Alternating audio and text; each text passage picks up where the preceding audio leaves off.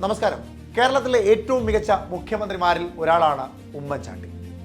എന്നാൽ ഉമ്മൻചാണ്ടി നേരിട്ടതുപോലെ ഒരു രാഷ്ട്രീയ ആക്രമണം ഒരു മുഖ്യമന്ത്രി നേരിട്ടിട്ടില്ല എന്ന് പറയാം. മാനസികപരമായും അല്ലാതെയുമൊക്കെ സോളാർ വിഷയവുമായി ബന്ധപ്പെട്ടുകൊണ്ട് 2013 മുഖ്യമന്ത്രി ഉമ്മൻചാണ്ടി നേരിട്ട ആക്രമണങ്ങൾ ചെറുതൊന്നുമായിരുന്നില്ല. കേരളക്കര കണ്ട ഏറ്റവും വലിയ വിലാപയാത്ര നൽകി ജനം മറ്റൊരു ലോകത്തേക്ക് പറഞ്ഞയച്ച ഉമ്മൻചാണ്ടിക്കെതിരായി മുദ്രാവാക്യം വിളിച്ചവരും ആ കൂട്ടത്തിൽ ഉണ്ടായിരുന്നിരിക്കണം. രാഷ്ട്രീയപരമായും കുടുംബപരമായും ഒക്കെ അദ്ദേഹത്തെ വല്ലാതെ വേട്ടയാടിയിട്ടുണ്ട്. ഇപ്പോൾ സോളാർ വിഷയവുമായി ബന്ധപ്പെട്ടുകൊണ്ട് അന്ന് സെക്രട്ടേറിയറ്റിന് മുമ്പിൽ നടന്ന സെക്രട്ടേറിയറ്റ് വളയൽ സമരം വലിയ ചർച്ചാ വിഷയമായിക്കൊണ്ടിരിക്കുകയാണ്. ഈ വിഷയത്തിൽ മുഖ്യമന്ത്രിയുടെ മകനും നിലവിൽ പുതുപ്പള്ളിയിലെ MLA-യുമായ ചാണ്ടി ഉമ്മൻ പറയുന്നത് ഇങ്ങനെയാണ്. പ്രതിപക്ഷത്തിന് സ്പേസ് കൊടുക്കുക എന്നുള്ളത് മര്യാദയാണ്. പക്ഷേ ഇവിടെ ഞാൻ പറയും ഫ്രഞ്ച് വിപ്ലവം പോലെ, നമുക്കറിയാം ഫ്രഞ്ച് വിപ്ലവത്തിൽ ആൾക്കാർ ഇങ്ങനെ കൂടി വന്നിട്ട് രാജിവെച്ച് പോകണമെന്ന് പറയുമായിരുന്നു രാജാവിനോട്. അതേപോലെ ഫ്രഞ്ച് വിപ്ലവം പോലെ ഇവിടെ ഒരു വിപ്ലവം നടത്തി മുഖ്യമന്ത്രിയെ പുറത്താക്കാം. കാരണം ഒരു തെറ്റും ചെയ്യാത്ത ഒരാളാണെന്ന് ഓർത്തോണം. CBI വരെ ഒരു തെറ്റും കണ്ടാത്തൊരു കേസിൽ ഇങ്ങനെ ചെയ്തത് ശരിയല്ല എന്നുള്ളത് യാഥാർത്ഥ്യമാണ്. ഇന്ന് ചരിത്രം അത് സത്യമായി വിളിച്ചു പറഞ്ഞിരിക്കുന്നു. എൻ്റെ മുന്നിലുള്ള കാര്യം എന്താണ് സത്യം? സോളാർ എന്നുള്ളത് ഒരർത്ഥമില്ലാത്തൊരു കേസാണെന്ന് എല്ലാവർക്കും അറിയാം. 9 വർഷം ഒരു വ്യക്തിയെ വ്യക്തിപരമായി അദ്ദേഹത്തിൻ്റെ കുടുംബത്തെ, അദ്ദേഹത്തിൻ്റെ കൂടുതലുള്ള സഹപ്രവർത്തകരെ വ്യക്തി അധിക്ഷേപം നടത്തി കേരള സമൂഹത്തിൻ്റെ മുന്നിൽ കുറ്റക്കാരനാക്കി കാണിക്കുവാൻ ശ്രമിച്ചു. അത് ശരിയല്ല എന്ന് കാലം തെളിയിച്ചിരിക്കുന്നു. ഞാനതിനാണ് കൂടുതൽ പ്രാധാന്യം കൊടുക്കുന്നത്. യാതൊരു സംശയവും വേണ്ട. ഇത് ചരിത്രപരമായ തെറ്റാണെന്ന് ഇനി കൂടുതൽ വിളിച്ചു പറയാനില്ല ഈ കാര്യത്തിൽ. ഇനി അങ്ങനെ ഒരു ചർച്ച നടന്നാൽ തന്നെ ഒരു തെറ്റ് പറയാൻ പറ്റുമോ? ഞാനൊരു തെറ്റ് കാണുന്നില്ല. കാരണം അവിടെ അങ്ങനെ ഒരു സാഹചര്യത്തിലേക്ക് കൊണ്ടെത്തിച്ചു. ആരാ കൊണ്ടെത്തിച്ചത്? CPM തന്നെ. അവിടെ അത്രയും ആളുകളെ ചേർത്ത് നിർത്തിയിട്ട് മുഖ്യമന്ത്രി രാജിവെച്ചാൽ മാത്രമേ ഞങ്ങൾ പോകത്തുള്ളൂ എന്ന് പറഞ്ഞ് ജനങ്ങളെ കൂട്ടിവരുത്തി ഒരു ഫ്രൻസി ഉണ്ടാക്കി. ആ ഫ്രൻസി എന്ന് പറഞ്ഞാൽ എന്ത് സംഭവിക്കുന്ന സാഹചര്യമാണ്. അത് അവോയ്ഡ് ചെയ്യാൻ എല്ലാവർക്കും ബാധ്യതയുണ്ട്. ഗവൺമെൻറ്റിൻ്റെ ഏറ്റവും വലിയ ഉത്തരവാദിത്വം ഒരാളുടെ പോലും ജീവന് ഒരു പ്രശ്നം ഉണ്ടാവരുത് എന്നുള്ളതാണ്. അതിനാണ് പ്രൈം കൺസേൺ. ഒരാളുടെ ജീവൻ പോലും നഷ്ടപ്പെടാൻ പാടില്ല, ഒരാൾക്ക് പോലും ഒരു പരിക്ക് പോലും പറ്റാൻ പാടില്ല എന്നുള്ള കൺസേൺ ആണ് ഗവൺമെൻറ്റിനുള്ളത്. അതിലെന്താ തെറ്റുള്ളത്?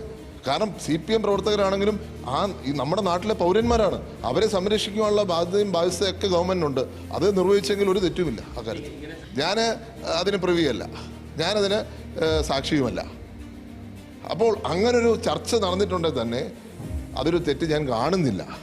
കാരണം ജനങ്ങളുടെ സംരക്ഷണമാണ് ഗവൺമെൻറ്റിൻ്റെ ഉത്തരവാദിത്തം. ഇവിടെ ജനങ്ങളെ കൂട്ടിക്കൊണ്ട് വന്നൊരു ഫ്രൻസി ഉണ്ടാക്കി എന്തോ ഒരു സംഭവം എന്തെങ്കിലും ഉണ്ടോ? എന്തെങ്കിലും കാമുള്ളതാണോ? അത് കഴിഞ്ഞിട്ടല്ലേ മുഖ്യമന്ത്രിയെ കല്ലെറിയാൻ പോലുമുള്ള സാഹചര്യം കണ്ടെത്തിയത്? അല്ല, അന്തർലീനമായ ഒരു ചർച്ചയല്ല. അതിൻ്റെ അർത്ഥം അതിനകത്ത് പ്രശ്നമുണ്ടെന്ന് ഞാൻ പറയുകയില്ല. കാരണം അവിടെ ഒരു law and order situation avoid ചെയ്യുക എന്നുള്ളത് ഗവൺമെൻറ് ആവശ്യമാണ്. അതിലൊരു തെറ്റവും ഞാൻ കാണുന്നു. അവരെ സംബന്ധിച്ച് മോറലായിട്ടൊരു മിസ്റ്റേക്ക് അവരുടെ ഭാഗത്തുണ്ട്. CPM-നെ സംബന്ധിച്ച് അവർക്കറിയാം ഈ സമരത്തിൽ അർത്ഥമില്ല, മുഖ്യമന്ത്രിക്ക് ഇതിന് പങ്കില്ല. നിങ്ങൾക്കറിയാലോ എന്തൊക്കെ കഥകൾ പറഞ്ഞു. എന്നെ പറ്റിയുള്ള കഥകൾ ഞാൻ ഇനി ആവർത്തിക്കുന്നില്ല. ഞാൻ പലതവണ പറഞ്ഞു കഴിഞ്ഞു. എൻ്റെ സഹോദരിയെ പറ്റി പറഞ്ഞ കാര്യങ്ങൾ. ഒരു മനുഷ്യനോട് ചെയ്യാവുന്നതിൻ്റെ ഏറ്റവും പരമാവധിയുമായി പെരുമാറി ഇല്ലേ? എല്ലാവർക്കും സമരം ചെയ്യാൻ അവകാശമുണ്ട്, യാതൊരു പ്രശ്നവുമില്ല.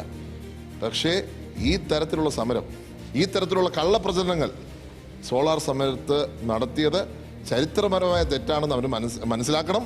ക്ഷമ ചോദിക്കണം. കേരള പൊതു മനസ്സാക്ഷിയോട് ക്ഷമ ചോദിക്കണം. അവർക്ക് ഊരാക്കുടുക്കിൽ നിന്ന് ഊരാനൊരു വഴി കണ്ടെത്തുവാൻ ശ്രമിച്ചെങ്കിൽ അതിൽ തെറ്റ് ഞാൻ കാണുന്നില്ല.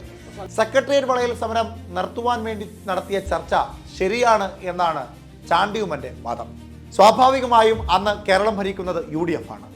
UDF-ന്റെ ആഭ്യന്തരമന്ത്രിയായ തിരുവഞ്ചൂർ രാധാകൃഷ്ണന് ജനങ്ങൾക്ക് ഒരു ബുദ്ധിമുട്ടും ഉണ്ടാകാത്ത തരത്തിൽ ആ സമരം അവസാനിപ്പിക്കേണ്ടത് വളരെ പ്രധാനപ്പെട്ട ഒരു കാര്യം തന്നെയായിരുന്നു. എന്നാൽ ഇടതുപക്ഷത്തിന് അത് അങ്ങനെയായിരുന്നില്ല. കേരളത്തിലെ 14 ജില്ലയിലെ വിവിധ ഇടങ്ങളിൽ നിന്നും പ്രാദേശിക തലത്തിൽ നിന്നും വലിയൊരു സമരത്തിന് നേതൃത്വം നൽകുമ്പോൾ അതിന് ഐക്യദാർഢ്യം പ്രഖ്യാപിച്ചു കൊണ്ടുവന്ന ലക്ഷക്കണക്കിന് ഇടതുപക്ഷ അനുഭാവികൾക്ക് വേണ്ട സൗകര്യങ്ങൾ നടത്തി കൊടുക്കുവാനും അവരുടെ പ്രാഥമിക കർമ്മങ്ങൾ പോലും നടത്തുവാനുള്ള സൗകര്യങ്ങൾ ഒരുക്കുവാൻ സാധിക്കാതെ വലിയ ബുദ്ധിമുട്ടിൽ തലസ്ഥാന നഗരിയെ ശ്വാസം മുട്ടിച്ച ഒരു ദിവസമായിരുന്നു ആ സെക്രട്ടേറിയറ്റ് വളയൽ സമരം നടന്ന 30 മണിക്കൂറിലേറെയുള്ള സമയങ്ങൾ.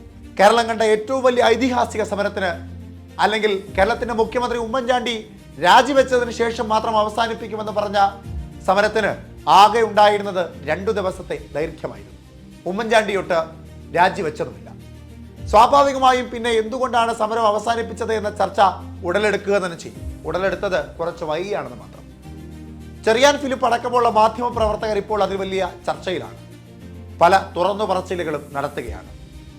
മുഖ്യമന്ത്രി ഉമ്മൻചാണ്ടി മരണപ്പെട്ടതിന് ശേഷം ദേശാഭിമാനിയുടെ പത്രപ്രവർത്തകർ, എഡിറ്റോറിയൽ ബോർഡിലുള്ളവരടക്കം അന്ന് അദ്ദേഹത്തെ കൊടുക്കുവാൻ വേണ്ടി പല വാർത്തകളും നൽകിയെന്ന് എടുത്തു പറയുന്നു. കുറ്റസമ്മതം നടന്നു. അതൊക്കെ തന്നെയാണ് മാധ്യമങ്ങൾക്ക് മുമ്പിൽ ഇന്ന് ചാണ്ടി ഉമ്മനും തുറന്നു പറഞ്ഞത്. ചർച്ചകൾ നടക്കണം എന്നുള്ളത് കോൺഗ്രസിന്റെ ആവശ്യമാണ് എന്ന് വേണമെങ്കിൽ പറയാം.